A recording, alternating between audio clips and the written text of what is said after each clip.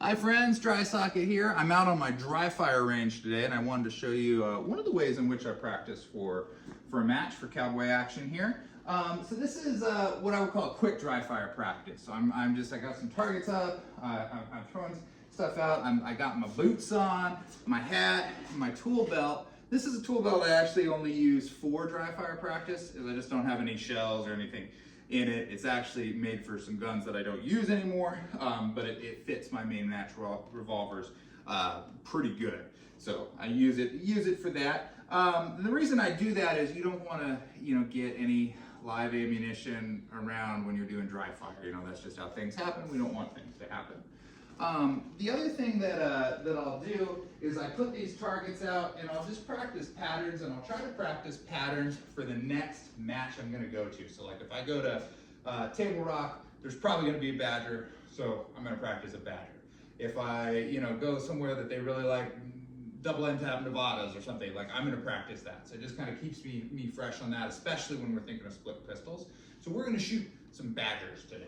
A badger is basically, we start at this target and we're gonna do a sweep of all the targets and just add one each time. So we start 1, and then 1, 2, and then 1, 2, 3, and then 1, 2, 3, 4.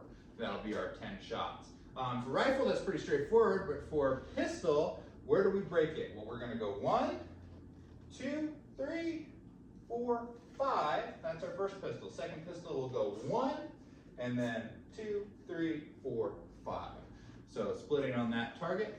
Couple things just to note on staging. When you've got your rifle on the table, make it where the trigger is just at the edge, and I want to point my rifle at my first target. That way I just pick it up and it should be in the right direction to fire. Shotgun, similar. I'm gonna stage this, of course, for being a lefty.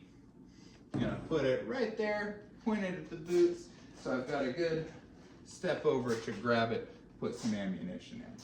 I'm gonna start hands with hat. What you could do too is you could get like a shot timer or any kind of timer and give yourself a beep. I do that, but I keep my shot timer not in this room, and I don't wanna mess with it and things like that. It's in my range bag. So I'm just gonna start when I feel ready. I'm gonna start from hands on hat. And you know what, by golly, I think I feel ready.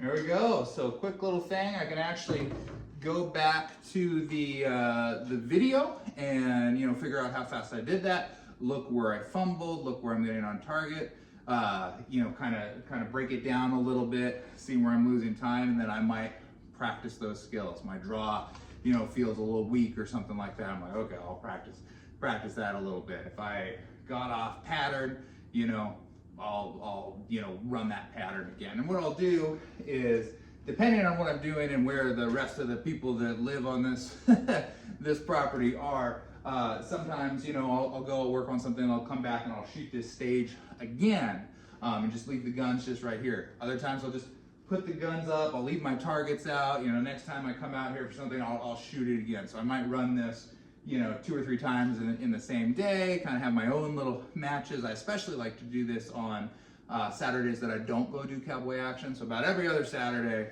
this is the range that I hang out at while I'm basically waiting for the kid to wake up from his nap. So you guys have a wonderful day. Get out there and shoot.